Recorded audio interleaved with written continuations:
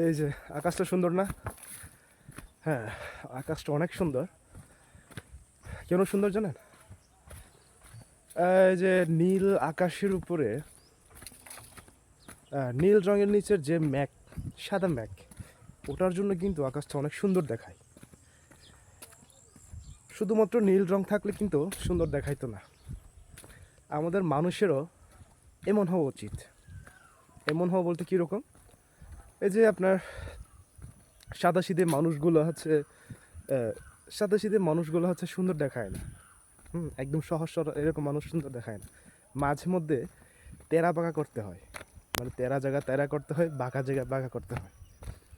এই যে আকাশটা দেখুন, অনেক সুন্দর, দেখছেন?